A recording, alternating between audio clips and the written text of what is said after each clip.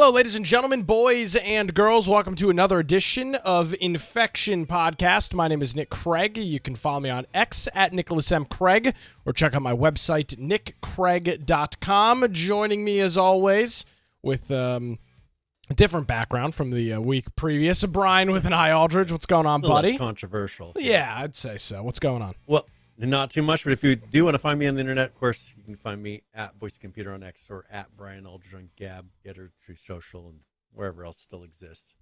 Yes. So, anything you want to jump in early for? Yeah, so this is not my story. This is from a friend of mine, okay? So I want to set the prerequisite here. So I was chatting with a friend of mine yesterday, and they mentioned, man, all of a sudden there's ads on YouTube again. I guess this person is a dirty thief that uses ad blocker. I would never think of doing that, Brian. I know you would never contemplate running a plugin like that, but my very good friend apparently has been running uBlock Origin for quite some time and said, I'm seeing ads on YouTube. So I, of course, do not know of this because I always watch ads on YouTube and I would never contemplate running any sort of ad block or anything like that. But apparently YouTube has and is switching and testing now. So I guess my good friend is one of the testers, is now doing server-side ads that for a brief period of time were not blocked by uBlock Origin. But I did receive an update from my very good friend today that they are not seeing ads anymore. So I don't know if maybe the test was just for a period of time or if Like they an in A/B fact test. Or if uBlock has somehow found a way to bypass that. Apparently some of the ad blockers have done this. Apparently they were, again, testing server-side ads, and for certain ad block clients, users were reporting just a black screen when they tried to watch the video because they were not getting, I guess, the ad blocker was blocking the server-side ad, which then presumably could also block the video. Yes, the video. This is not a new thing. Ad blocks of sort. Brian, you're more of an internet historian. Do you remember the first time that you heard of an ad block or when that started becoming? In the early days, obviously, it didn't exist. What started at first was pop-up blockers. Because that was the thing that really was needing to be stopped. Not these embedded ads that you would see, but you'd have pop-ups just coming up on the screen, and they'd have them to where, you'd load a site, and the whole thing was just a big pop-up. Then you'd have to you get dozens of pop-ups. Yeah. I mean, they had ones that run in Windows when you got a virus, but yeah, your web pages, you'd have pop-ups, so you'd get a pop-up blocker, and then that way they wouldn't have these random ads popping up. And then, of course, they started embedding ads into the sites, and the worst ones that really kind of started this whole thing were the news sites, like like the local news sites. Like here, KTVB, whatever. Those ones are the ones that, for some reason, for them to make money, they just started filling a page with ads to where it would cause the page to load super slow because it was so much junk they're pulling in. So you'd get an ad blocker and it would load normal. And then it kind of grew from there. So you bring up a couple of interesting points there. So, again, I would never do this myself. Mm-hmm. But there are a lot of websites that are, for all intents and purposes, useless because of the amount of ads that they serve.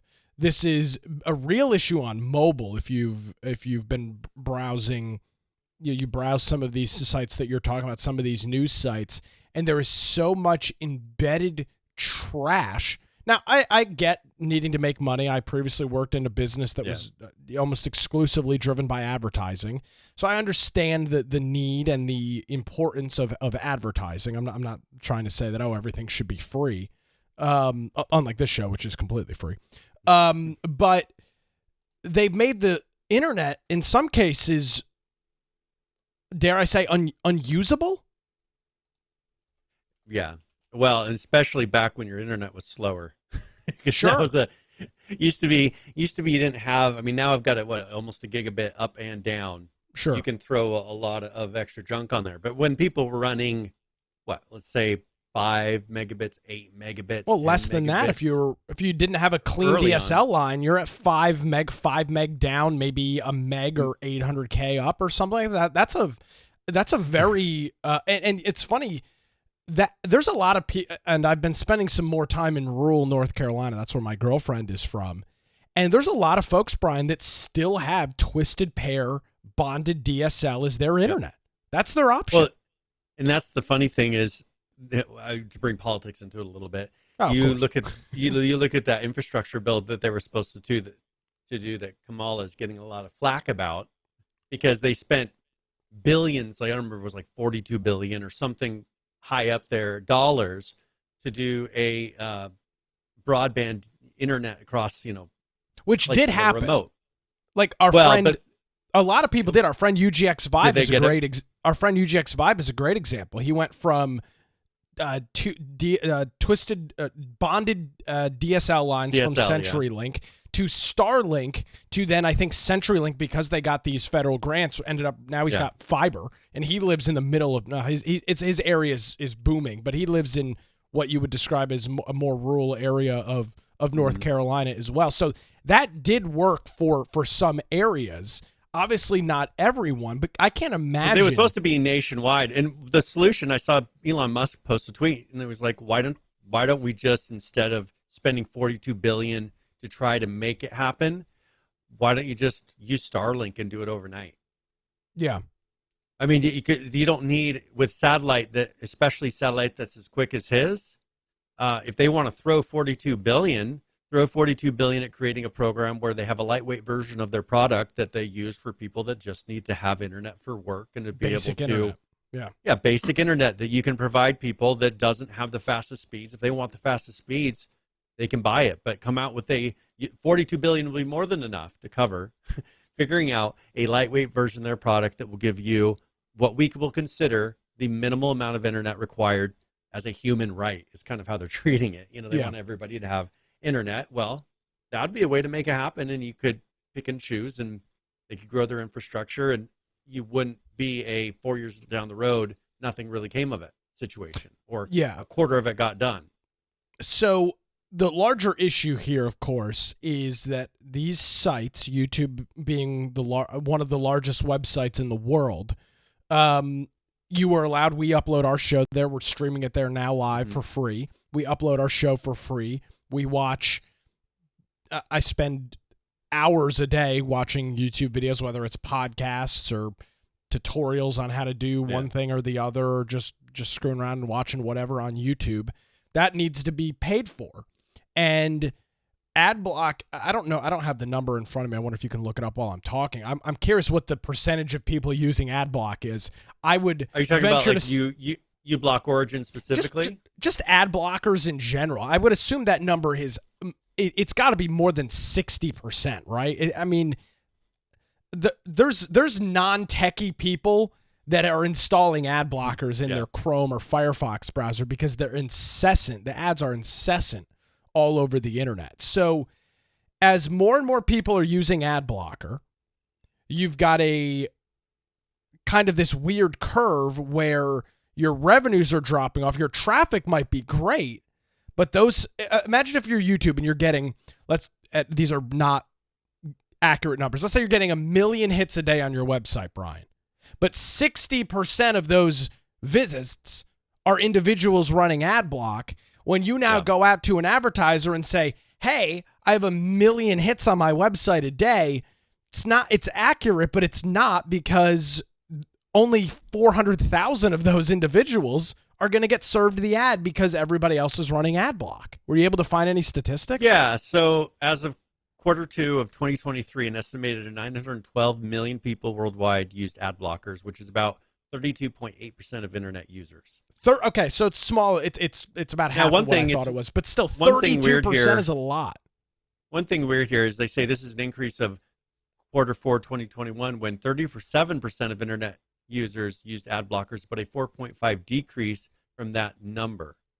So it sounds like more people are using the internet now, and so it's kind of skewed the percentage. Sure. Yeah, I'm getting from that there's more people using ad blocker but the percentage compared to the internet users has gone down a little bit. Sure. Which would make still sense. Still quite a bit of ad blockers out there. Yeah, I mean, okay, so my numbers still stay the same. So 1 million hits, 300,000 of those viewers are never going to get served an ad. It creates an interesting problem for these companies. So there's kind of I want to mention one thing though. Yeah, please. The problem is it's because they go into these conglomerate ad deliverers. Like and Google so it makes Ads? it easy to block. You go to Google Ads, whatever service that you want to use to serve out your ads. If you choose to use one of those services, then you're going to be a prime candidate for being blocked, your ads being blocked. Where I work, I manage a client where they are a website and they do political news and they deliver ads. Now, we don't deliver ads the normal way through Google and through all these services. So if you go there, I have all the ad blockers in the world. I have network level ad blocking. I have my browser has built-in ad blocking because I use Brave browser. It's just it doesn't block those ads for me. And it's because everybody wants the easy and the way that's going to get paid. The way that he does it is we use an internal ad service for the website. And because it's not some big service that everybody uses, it doesn't get blocked. And so they're choosing the path that they feel is easiest. But, for us, that's great because it's easy to block and stop. It's not a per website system to stop it. So to me, there's going to be a point here.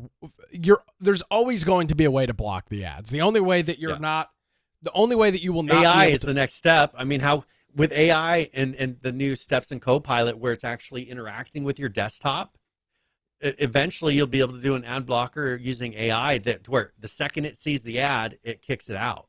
Just have it integrate with your browser with a plugin. Sure. One of the things that's going to be interesting, and obviously YouTube is you would expect them to be kind of leading the front on this because they are the largest CDN and video network in the world. Yeah. Is that and they're seemingly already halfway there. They're doing server side ads that are being broadcast that way. The next way to do it is going to be to re-encode everything that gets uploaded to YouTube and bake the ads straight into the videos.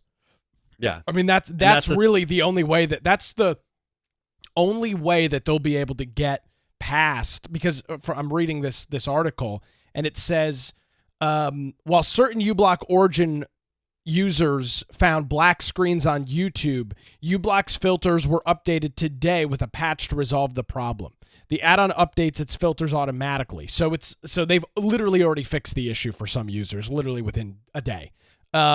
So this, you can only imagine how many millions of dollars YouTube put behind this, and some jackass in Czechoslovakia or whoever's developing uBlock Origin has patched it in like probably 6 or 8 hours. They're just going to have to bake it into the video. I mean, they're going to have to take the cable approach. Why can you not run ad block on cable television? Well, because it's embedded in the stream. It's all you can do is record it a little bit ahead. Yeah. And then choose to skip an ad as you go. But you have to record the whole show. I mean, doing. Yeah. But you have to be losing time in watching the show. You can't be watching it as it's being broadcast. Sure. That's your sacrifice. Exactly. I mean, so that's how, I say cable. I should say broadcast television is a more accurate term to use. That's what broadcast television does. And so you pay $150 a month for the pleasure of having cable television and then sit through minutes of advertising every hour as that process goes forward. So that's the next step is, baking, literally having to, money, right? So you upload a video to YouTube, that's 10 minutes long.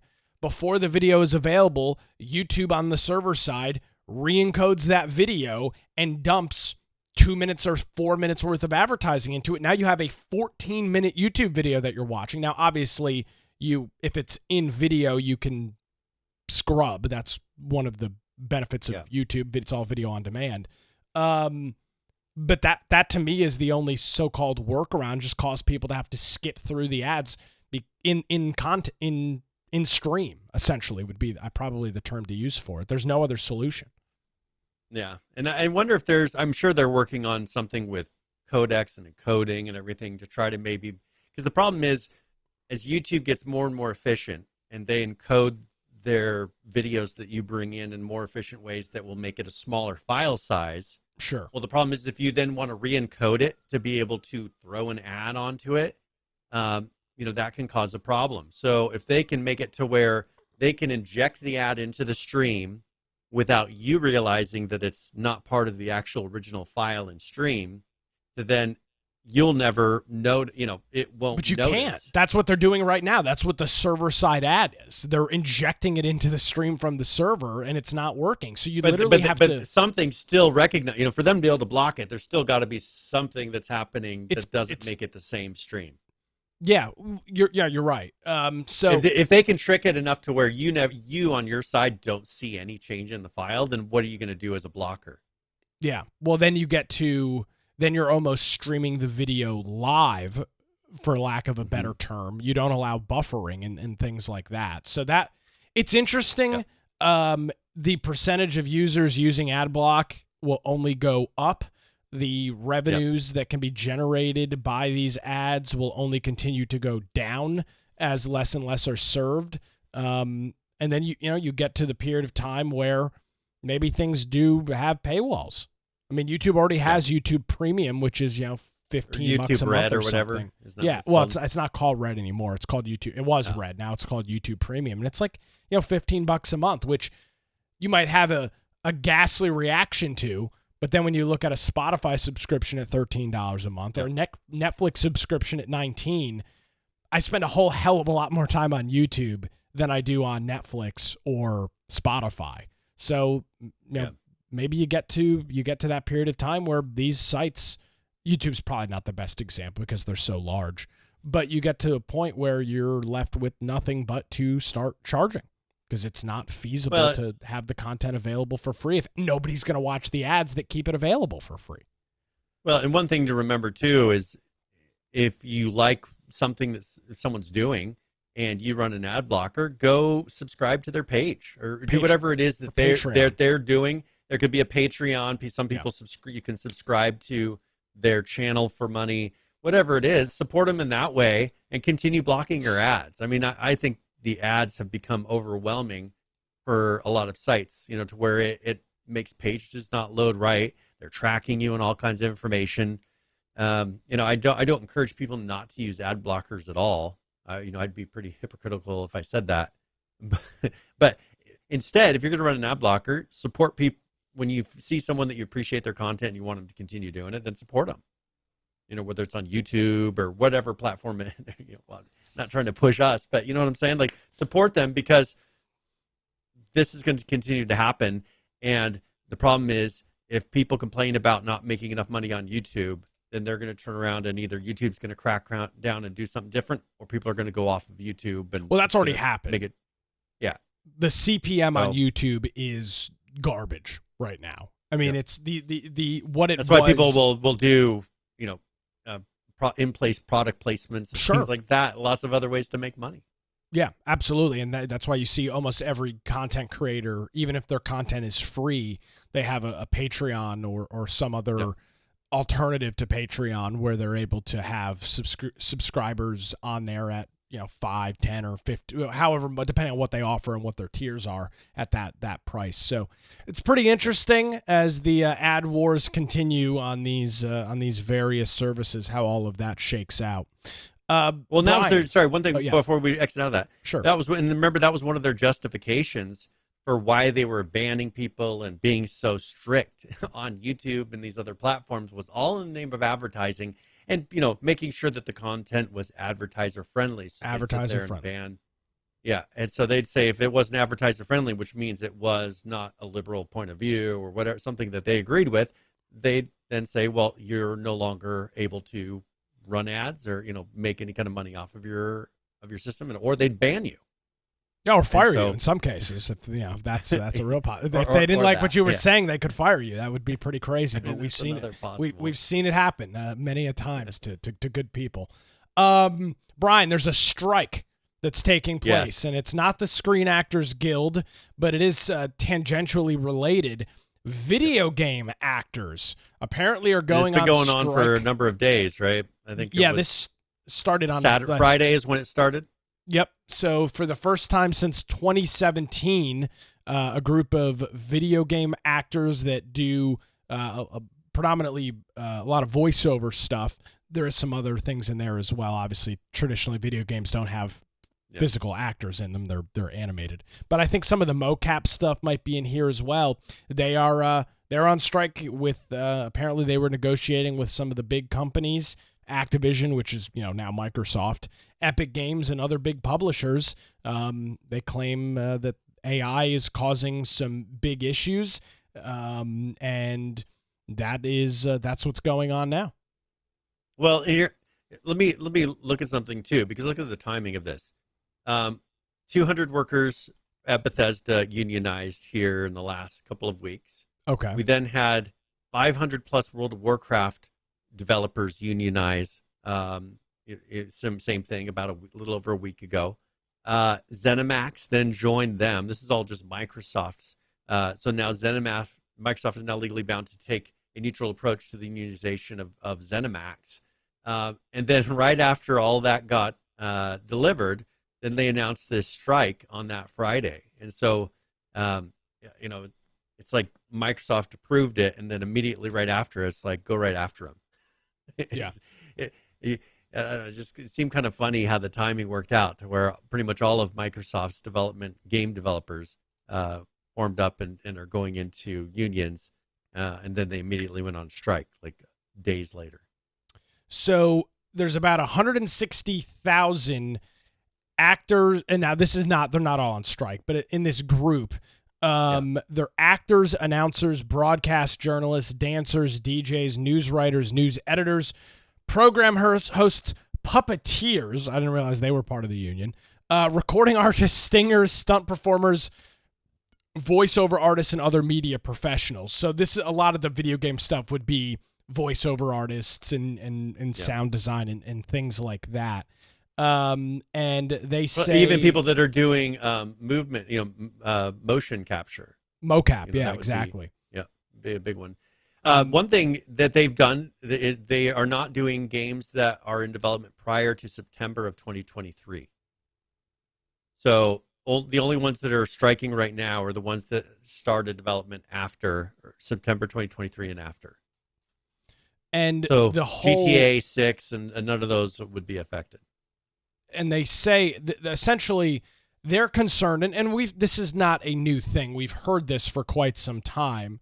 They are continually frustrated by the increased use in artificial intelligence in the realm of voices, which voice-based AI has come a long way in a relative short amount of time. And there are a lot of companies for advertisements, for television commercials and other content that are using AI voices because it's cheaper and it's obviously a lot easier to work with because it's a computer prompt that you are just typing in, or maybe you're speaking it in plain text and then it's doing some sort of conversion or morphing or something like that.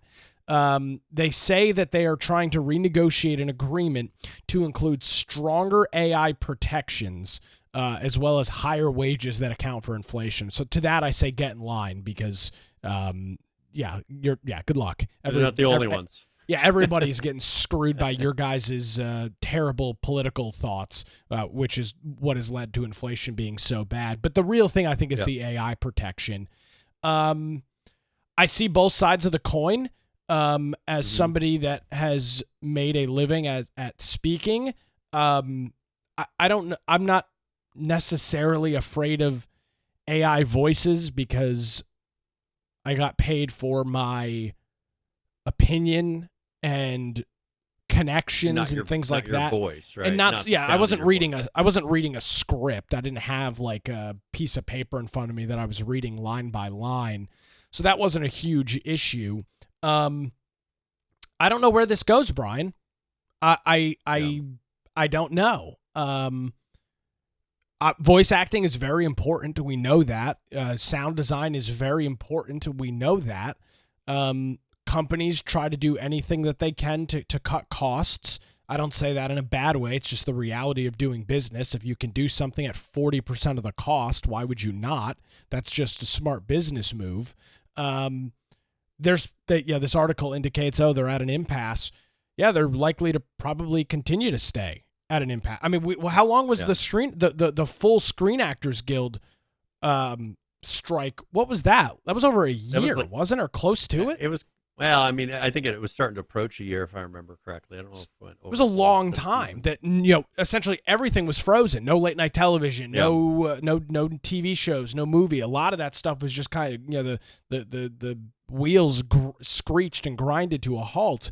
But I think though it's different though with video games.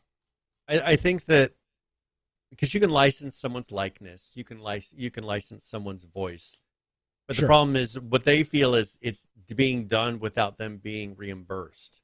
I'm sure if they were paid contracts to go in and to train an AI to be able to replicate their voice and to then be able to do work for them, they could come out with a fee structure to make that happen that people would be happy with. There'd be a small number of people that are actually getting that kind of a deal, like, the AAA actors style of, voice actors.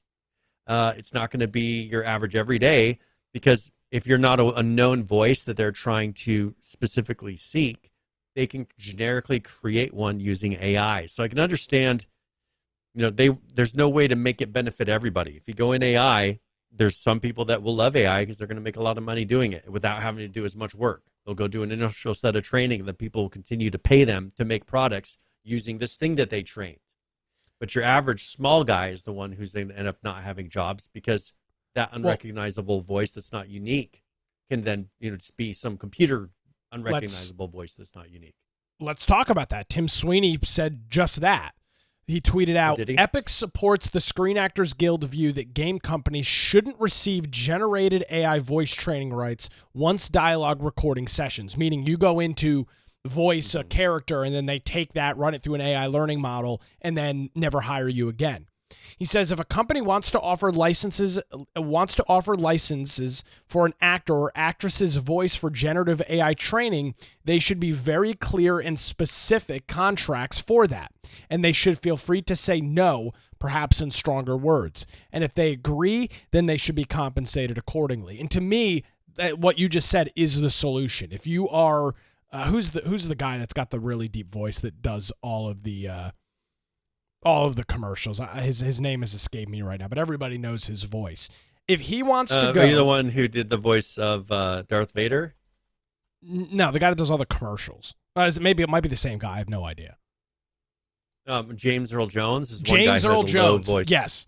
Yeah. James Earl Jones. If he wants to go to a company and they say, we're going to give you $1 million and we're going to train your voice in this AI model, then okay. But there is an issue with this, with these. Now, I don't know how, I'm not in the industry. I'm not going to sit here and pretend I am, but is this even an issue? Is there large groups, large game companies that are saying, hey, Brian, come on in and record some lines for us. Here's a check for $150. And then they just train an AI model to do it. I don't know that that's happening. It could happen. I don't know that would be legal. They'd have to make it. I'm sure they'd have to make it in the contract for them. No, I think it would be legal. If you're purchasing somebody's voice, you own the exclusive rights to it. But not, you would own the recordings, the copywritten recordings of that voice. I think you'd get into some different legal issues when you say then we're going to use the recording of your voice to train. I think if you can get them to sign a contract that says we can then use these recordings to train and reproduce, recordings that you didn't actually make, if you can get them to sign something that just says that in legal terms, then sure you could do it. But I think they'd be able to turn around and sue if you were starting to see things that they didn't permit. Well, and that's what Sweeney is saying in his post here. Just saying, if you want to offer that. And then the Screen Actors Guild of dealing with the voiceovers chimed back and said, happy to hear this. Can't wait to see your proposal for offering strong AI protections for on and off camera performers and bring your friends to. Well, obviously they don't know who the hell Tim Sweeney is because he's not. Yeah. He's not doing on and off camera work. It's a video game company. He's providing the software that's allowing them to create these digital scenes that they're acting in. Yeah, that's what he's doing. Just kind of goes to show you the stupidity of this group. But so yeah, that's what's going on. I don't know that now, this is gonna... okay, but why not? Let's say that there's a huge company that steps into this, Adobe, whatever it is for audio, to where they say we're going to start paying voice actors a reasonable wage just to come in and read lines to us, people with various unique sounding voices, and we're going to pay them to come in and train AI. Then you're not using any non-licensed work. Nobody can complain that you're using something that you don't have the rights to. All these people are compensated to come in and train AI so that you can then generate a lot of different unique sounding voices you can use for whatever. That's already being done. That's already being done. The problem is, but why they're getting paid for it? Like, so why are they upset with someone using AI when the actor is getting paid and has agreed to it? Because it's a one-time thing, and it essentially puts you out of your job. Okay, and that's a lot of work in different industries is that way. Yeah, that's what I'm saying. Yeah, I mean, that's the eventuality of this is that you get enough individuals that industries say yes. change, right? Yeah, they do. I mean, the computer industry changed drastically in a short period of time. I mean, was created and has changed drastically in the period of time. Some industries change, and I think this is one where they need to. I mean, they're sitting and complaining about it, but instead of that, figure out the path forward to where people still make money. I have to figure this out in programming. It's the exact same issue in programming with AI. Don't you think programmers worry, well, is my job going to be taken? Replaced by Copilot? You're writing code that something can generate code instead. And rather than saying, well, let's stop AI, code assistance and any kind of AI in programming and technology, turn around and figure out, well, how can I make AI work for me? And, maybe my job, how I do my job will change, but I'll grow with my job rather than saying, well, my job is outgrowing me and I demand it stop, which seems more like what they're saying. Yeah, I'd go back to my kind of my experience in media. You look back at even in the 90s, television stations, they had floor operators and camera operators and all of this stuff. Now, almost there are very few television stations in the United States that don't have robotic cameras and no camera operators at all, or maybe one that's just kind of looking over everything. Radio, that is an industry that before automation in the 80s and 90s had people there 24 hours a day, 7 days a week, spinning records, playing reels and cassettes and tracks. Automation came around, and now most radio stations in most towns are completely automated. There's not a single person that works for that station. It changes. It changes in every industry. We've seen technology change every industry. And you're right. You can either adapt with the times, work on, kind of figuring out what your direction is going to be, or you can sit on the sideline and bitch and complain about it. And, that is, I guess, what some folks have decided to do when, at the end of the day, these companies are going to save so much on voice acting, which, sucks, is going to be an issue for that industry. They are going to fight tooth and nail to keep that because it is a huge cost reduction. I don't know what it costs them. Like, can you imagine? And, this is more of an issue for indie devs more than anything else because like Rockstar doesn't matter. They're going to pay voice actors. They're going to spend $1 billion on their video game and it doesn't matter. These other big game franchises, it's not as big of an issue, but it's the mid tier and lower where you might have to go out and spend a couple $1,000s on getting some voices done. Well, now you might spend $19.95 for a monthly subscription to some AI voice thing. I mean, you talk about a cost reduction. It's huge. You could have one that generates not only voices, but sound effects, whatever dialogue. It is. It's dialogue. You give it a script and it'll sit there and read it to you. I wanted to talk about this one thing really quick because, we talk about copyright. Sure. There's an article here that talks about an AI image generator and they corrupt their photos so that they're not breaking copyright. So they do a sort of 93% of the pixels missing in the training data. And then they train on that. and then that way they can't say that it's the image is not altered enough for copyright, to still infringe the copyright. That's pretty amazing. Yeah, and so they're able to get the data that they want, and here you go. And they show examples. This is nuts. This is this image on the left that you're looking at, which looks like a gray, looks like a gray blob. This is what the model is training on. That's remarkable. Yeah, and then you look and see on the right what it was able to create based off of that training. That's crazy. It's got a lot of detail that you can't see, but obviously they're putting enough pieces of information in there. And I'm wondering if it doesn't look like they're doing the same image and then just, piecing it together. Oh, no. It's full generation. They're doing different images. Yeah. And still able to get all this information enough to be able to say, well, let's recreate a human. That's crazy. Pretty cool. But this is how you get around it, right? They won't be able to say, well, you copied an exact picture. What? Okay, you're saying I copied 7% of the picture? Because all I could have copied off of your picture was about 7% on average. Yeah. Because 93% of it are missing, or 91% of it are missing, so you're dealing with 9%. You're dealing with under 10% of the data, and that must be, I don't know what the cutoff is, as far as altering an image to avoid copyright infringement. But I would say that, they're probably playing it pretty safe with this. And if they continue to train and train and train, eventually it will perfect what humans look like for the AI. Now, they can do this exact same thing with voice. Take audio recordings of radio, television, YouTube, corrupt the audio 90% by not corrupting it, but removing 90% of the audio and leaving the rest there. Would you get the same result with audio? And then would you then need to worry about infringing copyright and people being pissed? Audio is very different. I think it's probably not that high. Will they get that's the thing, is will they get the patterns out of it? Because it's, there's volume, there's pitch, there's a lot of different variations that may not let it work. Yeah, my guess is not. It's a lot easier to generate a static image versus and the one thing that's interesting is the human ear is much better on picking up issues with audio than you are issues with pictures. We just inherently can notice when something sounds off versus when something looks off. So yeah, that's definitely I'm sure, I know for a fact there's already companies doing that. I did a little research on this a couple months ago.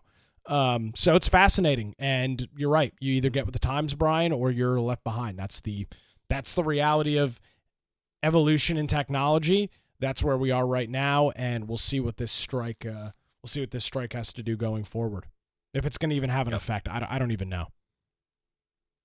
Yeah, it'll be interesting to see what happens. Do you care where we go from here? We got a little bit of time. Yeah, I want to cover one story real quick.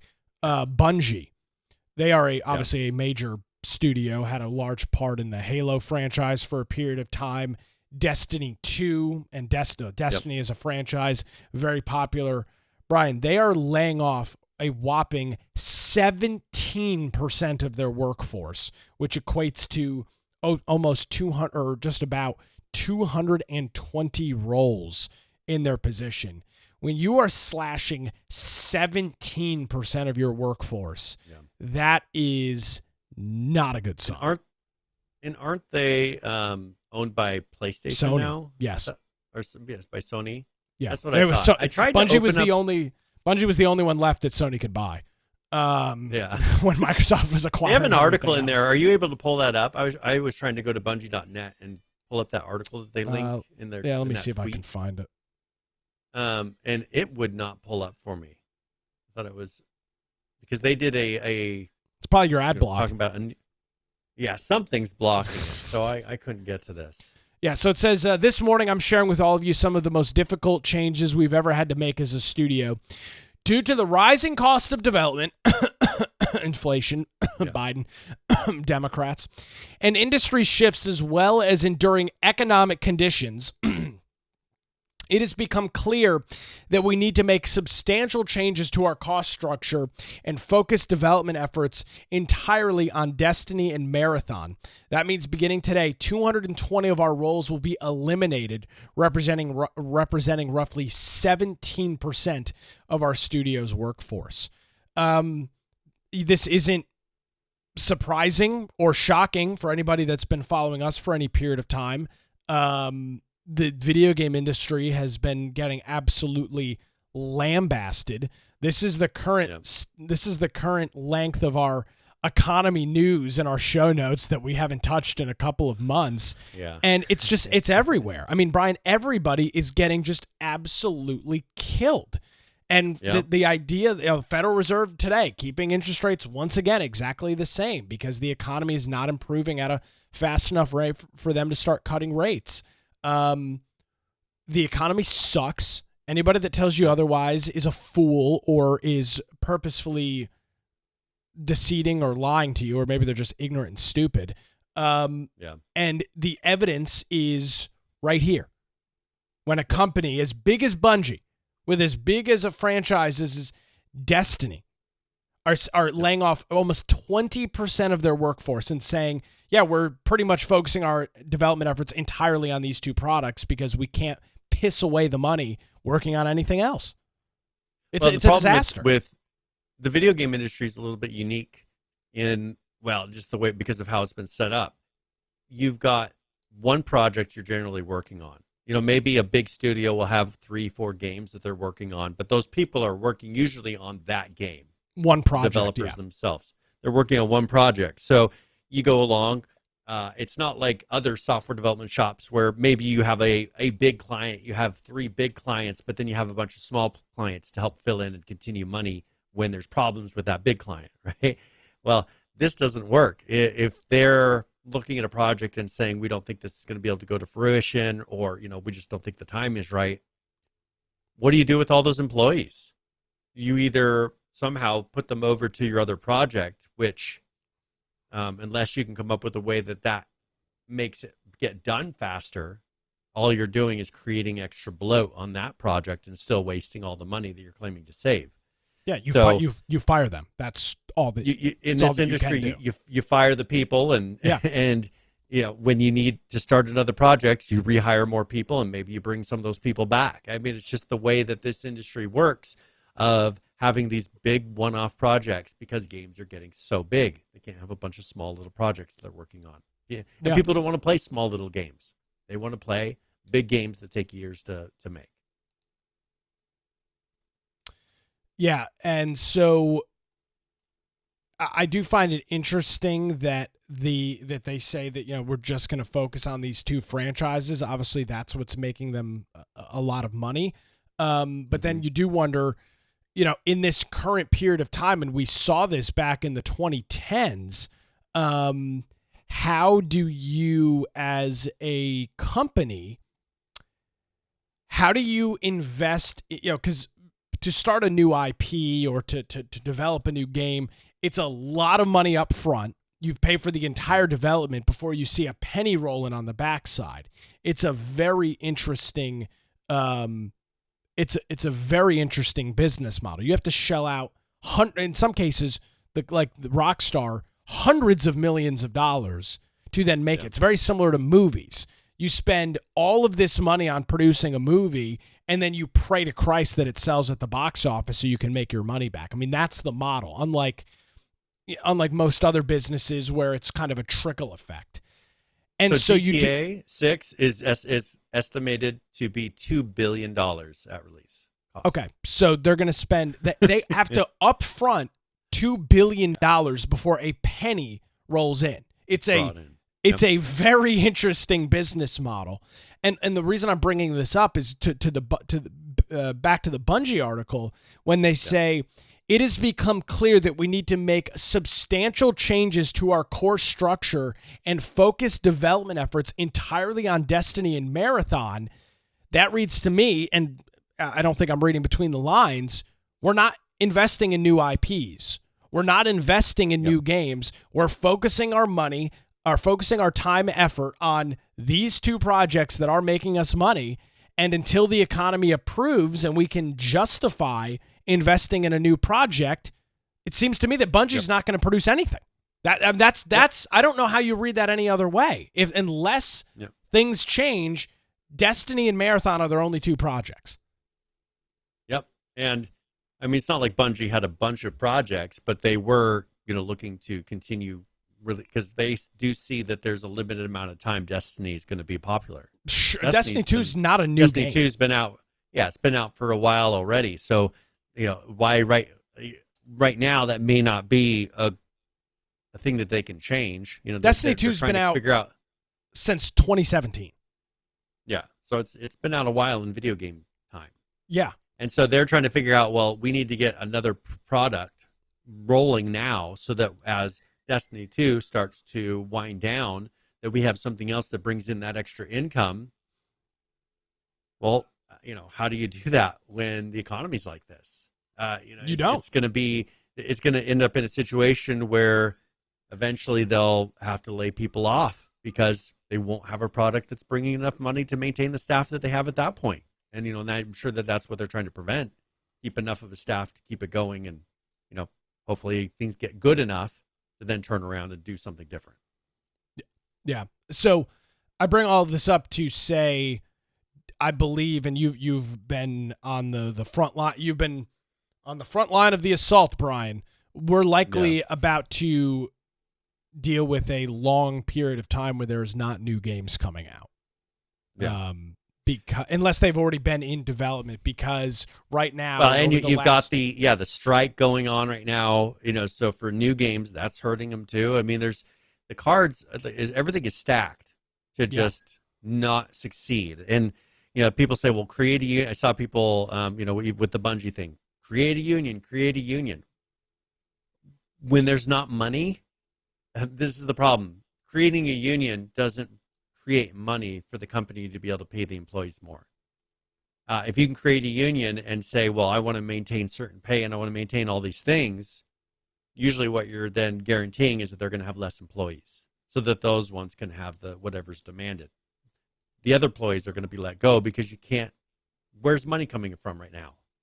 The income source is drastically slashed for almost every video game that I know of. I don't know of any video game that's not being affected by the current state of the economy. Yeah. Now, what do you do? That isn't to say that people aren't buying new games. Well, yeah. The NCAA, but they're being picky. They're picking and choosing what games, or they're buying ones that they know have a proven track record. These one-offs, risky games aren't getting purchased anymore. EA Sports College Football 25 came out in the last couple of weeks, and it has sold. I'm curious if any of the data is available right now. It has sold 2.2. I don't even know. I don't even think this is accurate. I'm not sure how many copies. It sold millions of copies so far. People have been waiting. It's been a decade since a game like this was released.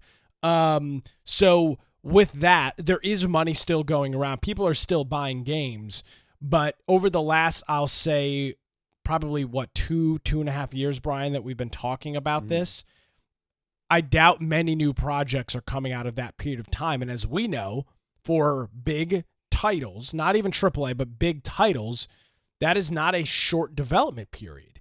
So you have to wait until the economy approves, which it still has not. Case in point, Bungie laying off 17% of their workforce this week. With the economy still in the position that it is, and you don't just fix the economy by waving a magic wand. There is a period where it takes for everything to get back to normal. You're looking at what, 2030? By the time that we see some of these games actually start coming out, let's assume it takes 2+ years to get the economy back in a decent shape, and then a regular development cycle is 3 to 5 years if you have a big team on it. So we're at 2030.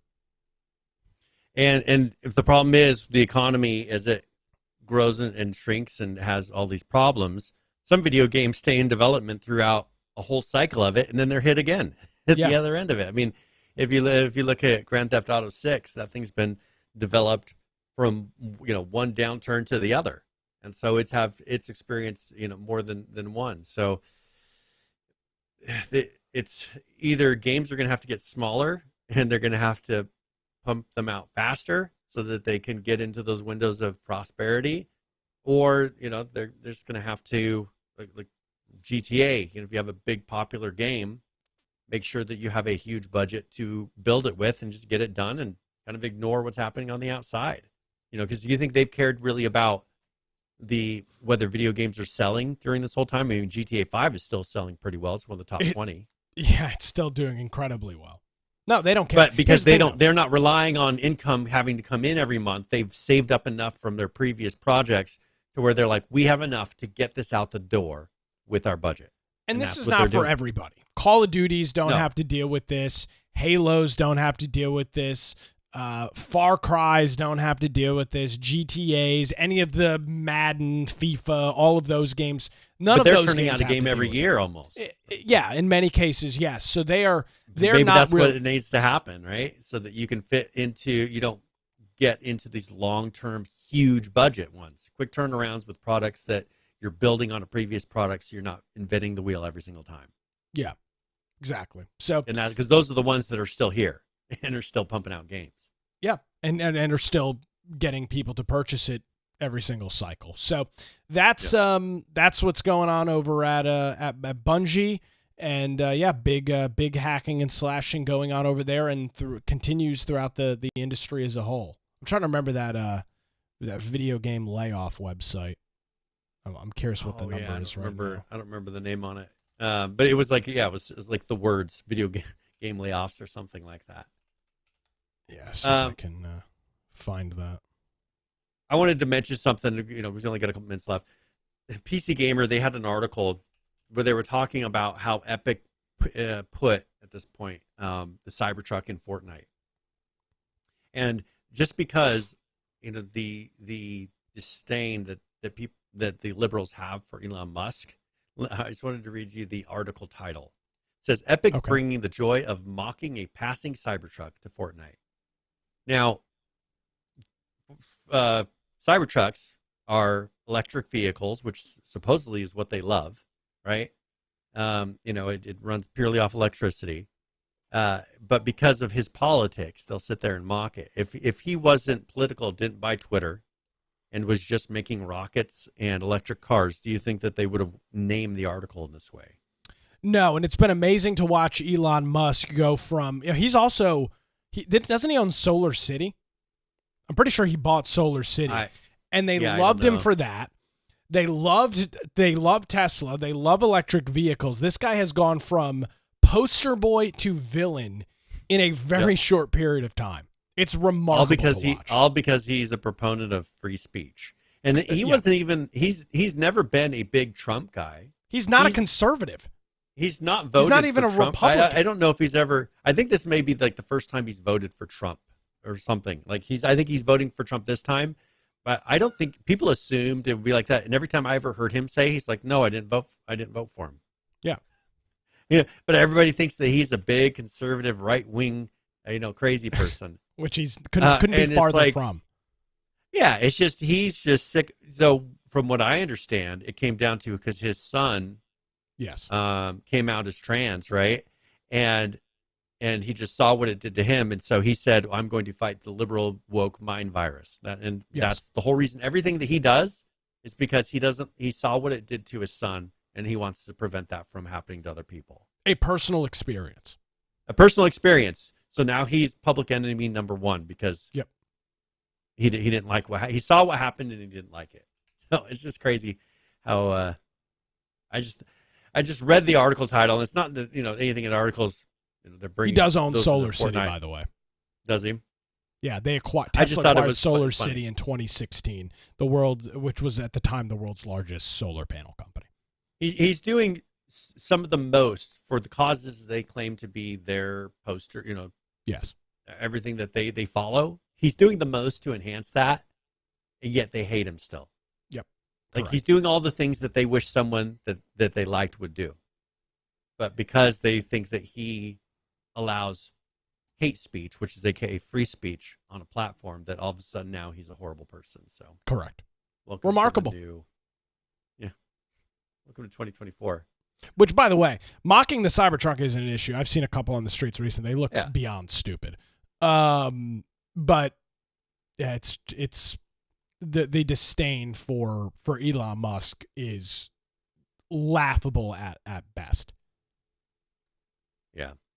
Do you want to talk really quickly about something from we were talking about Call of Duty? Yeah, what you got? So there was an email reveals Activision creating woke characters for Call of Duty, focusing on inclusive game design. So that's their new path. So your next couple of Call of Duty releases, it's going to be interesting to see. Because they're talking about having representation like King Koa operating skin and things like that, which I don't have an issue with that if it's about a specific person. So here's the thing. And I feel like this is where I kind of break away from the vast majority of conservatives. As long as the gameplay is good, which is what I care, I don't care. Yeah. You want to put whether you a have bunch a clown of mask, whatever it is. You want to put a bunch of blue-haired screaming trans people in Call of Duty. As long as the gameplay is not affected, I really could care less. It's not anything I care about. Like there is this tendency on the right to anytime there's any mention of diversity that, oh my God, this is woke garbage. No, I think you do want to build a game that has a diverse character set. Now, diversity doesn't mean the term diversity. The definition of that has changed. You want a diverse. It's not about set being of diverse. Well, yeah, but in a game, you want a diverse set of characters. You want a diverse set of guns, abilities, maps. Diversity is what you want, so that when you're playing all of these different maps, it doesn't feel like it's the same thing over and over again. You want differences. You want diversity in that stuff. Now, I do agree that you can go overboard with it. I totally understand that. But when I read this internal email, when they talk about some of the things that they want to do, to me, part of this, Brian, is also just kind of the corporate speak of playing nice so that you can, pat yourself on the back and not become the target of any of these far left mob groups that love to just like parasites come in and destroy a company. I think there's a large element of that. And I think that, and this is something where I think they've just gone too far, and that's where the definition of diversity has changed. I think if we could then go back to say, okay, I'm fine with diversity, but make it actual diversity to where you represent what we actually see. If you want something, represent what we actually see. But the problem is they've turned and said, here's diversity. Just make sure you don't put anybody who's a white male in there. And that's not the definition of diversity, but that seems to be the new thing that they use to define diversity. Yeah, like, okay, put someone who's various aspects of race. They've been doing that for a long time in children's cartoons and things like that. But when it gets to a point where it's incredibly noticeable and distracting, I think that's the problem. And I think that's what you were kind of saying. I'll give you a great example. Have you seen the new Twister yet? No. Okay. Twister, the original Twister is my favorite movie of all time. Said. So the new Twister came out. My girlfriend bought me tickets for her and I to go, which was very sweet of her. And it was a great movie. There is a diverse set of characters. In the opening scene, it's like it's a white chick, maybe a black guy, and I think an Asian chick or something like that. There is, quote unquote, what people will say is diversity. It doesn't affect the movie. It's that, and I think that's where that's kind of where I'm starting to find myself overly frustrated with conservatives, Brian, is because anytime there's somebody in the movie that's not in the TV show or the video game that's not white, they're like, oh my God, it's woke. I'm like, go back and watch television and movies from the 50s and 60s. There's white and black characters in them all the time. Like this is not a new thing. When did it doesn't make any sense to me. Well, yeah, and I think it just needs to get to the point where make it diverse to where it's not noticeable. But I think the problem is when they do it, they try to push it so far one direction where then it does become noticeable. And then, but we need to get to where we have a little thicker skin to where we pick and choose our battles, where when something's actually wrong, then we're pointing that out. So it's not just the everyday, oh yeah, they're going to say they don't like that because, it's got someone who's, this ethnicity or it's gay or whatever it is. Yeah, but see, that's what they do. That's what conservatives do because they're stupid. Yeah. But they got to pick and choose.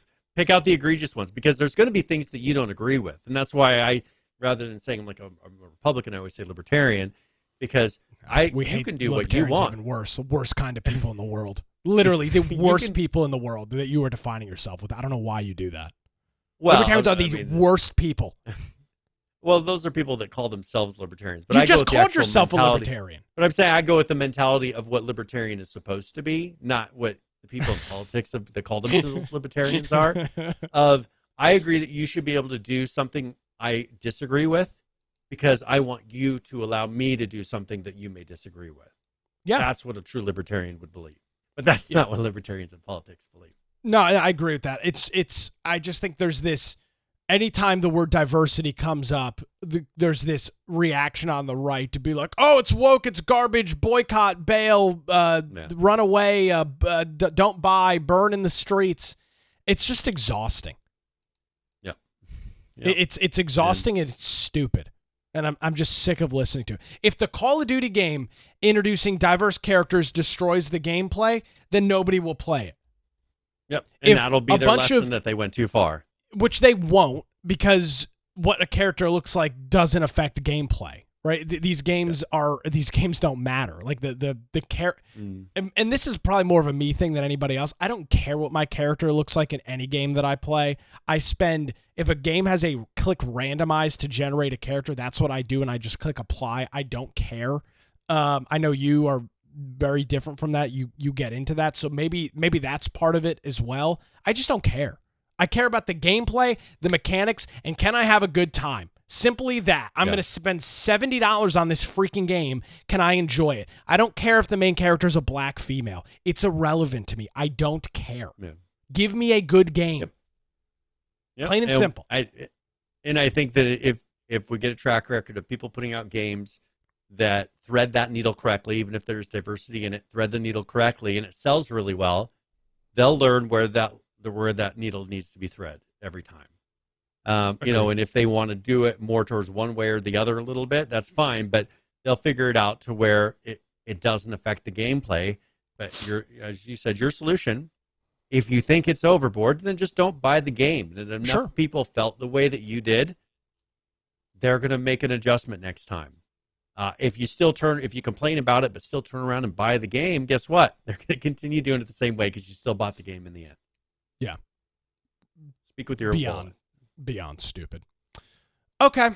Well, that was a good show, Brian. Where can folks find you on the old interweb arenas? Without ad block, of course. All right. Yeah, of course, you can find me at Boise Computer on X or at Brian Aldrin Gab, Getter Truth Social. If you want to go check out my blog, biteoftech.com. But the easiest way is just go to our website, infectionpodcast.com. Upper right-hand side, just join on the Discord server. In there, we've got a way to contact Nick or I directly. We've got 11 ARC servers running if you want to jump in and play some of those. We also have a news channel, show news channel, if you want to post some links in there. And then that way we can look at that before the live show starts, possibly talk about it. If you want to watch the live show, you can do that through Twitch or YouTube. And, of course, we upload it after the fact to Rumble. We also upload after the fact to all the different podcast forms of this show. So pick whatever platform is most convenient for you. And if you are listening, that means we also have the show notes for that particular episode up and ready to go. There's a video and audio player built into that page, and then links for everything that we referred to as we did the episode of that show. Really helpful if maybe you're listening and you want to be able to see a video or go to a page that we discussed. If you want to support us, there is infectionpodcast.com/support or the menu option up top of our website. Brian, thank you very much, my friend. Greatly appreciated. Looking at my schedule, we'll be here. Let's see, what month are we in? August. We'll be here next week at some point. I'm out of town the week after, so we'll probably be off that week. Okay. I'm out of town I'm an extended vacation now because I've got nothing else going on.